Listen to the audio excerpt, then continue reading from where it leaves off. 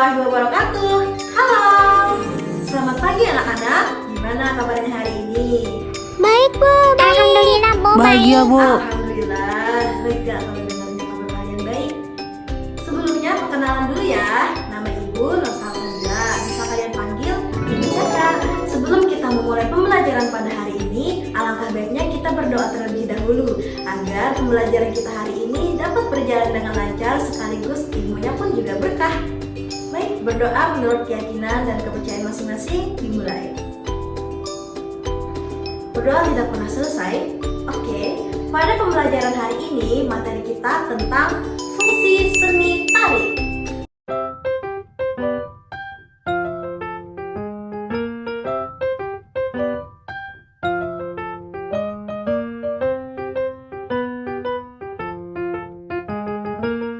Sebelum itu, Ibu mau tanya-tanya dulu nih sama kalian. Kalian udah pernah menyaksikan belum seni tari yang sesungguhnya? Atau mungkin kalian pernah nonton lewat YouTube atau pernah nonton lewat TV pertunjukan tari? Pernah? Oh, iya. Bagus ya yang udah pernah nonton, dan yang belum pernah nonton dan belum pernah menyaksikan nggak apa-apa, karena pada pembelajaran hari ini kita akan mengetahui tentang apa sih fungsi seni tari.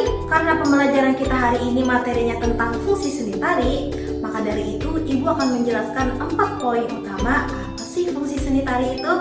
For your information, sebagian orang banyak berpendapat bahwa seni tari hanya sebagai pertunjukan dan hanya sebagai hiburan saja. Padahal sebenarnya banyak banget fungsi-fungsinya. Gak cuma buat tontonan belaka. 4 fungsi tari yang utama yaitu sebagai sarana hiburan, sebagai pertunjukan, sebagai ritual keagamaan, dan yang terakhir sebagai media pendidikan. 4 poin ini adalah yang paling penting dari fungsi utama seni tari ya anak-anak. Simak video ini dengan seksama ya agar kalian dapat memahaminya dengan jelas. Jadi di sini Ibu akan menjelaskan fungsi seni tari sebagai hiburan. Fungsi seni tari sebagai hiburan bermaksud untuk memeriahkan atau merayakan sebuah pertemuan atau sebuah acara. Jadi fungsi seni tari sebagai hiburan ini tidak dititik beratkan kepada keindahan gerakannya, melainkan dia lebih menonjolkan dari segi hiburannya. Tari hiburan pada umumnya merupakan tarian pergaulan atau social dance. Fungsi tari sebagai hiburan juga bertujuan untuk memberikan dorongan atau motivasi kepada penonton yang memiliki minat dan bakat ataupun menyalurkan hobi yang sama, yaitu menari. Banyak penonton yang memiliki hobi dan minat yang sama, melalui tarian tersebut dia akan termotivasi mengembangkan bakatnya untuk menjadi penari. Kemudian yang kedua, fungsi seni tari sebagai pertunjukan. Fungsi seni tari sebagai pertunjukan bertujuan untuk memberikan nilai estetis kepada penonton. Jadi, fungsi seni tari sebagai pertunjukan ini disajikan kepada penonton agar penonton dapat memberikan apresiasi kepada tari yang disajikan. Kemudian, seni tari sebagai pertunjukan lebih mementingkan bobot nilai seninya daripada tujuan yang lainnya. Nah, sampai sini anak-anak udah paham belum apa sih bedanya fungsi seni tari sebagai hiburan dan apa fungsi seni tari sebagai pertunjukan? Oke, mulai paham? Baik, kita lanjut fungsi seni tari sebagai ritual keagamaan atau sebagai ritual upacara. Selanjutnya Ibu akan menjelaskan fungsi seni tari sebagai sarana upacara. Nah, sebelum itu Ibu mau ngasih tahu nih, ternyata fungsi seni tari sebagai sarana upacara itu dibedakan menjadi 3 loh. Wah, apa aja tuh? Oke, sini Ibu sebutkan satu-satu. Yang pertama, fungsi seni tari sebagai upacara yaitu untuk upacara keagamaan. Kemudian yang kedua, untuk upacara adat istiadat secara alamiah. Kemudian yang ketiga, upacara yang berkaitan dengan peristiwa kehidupan manusia.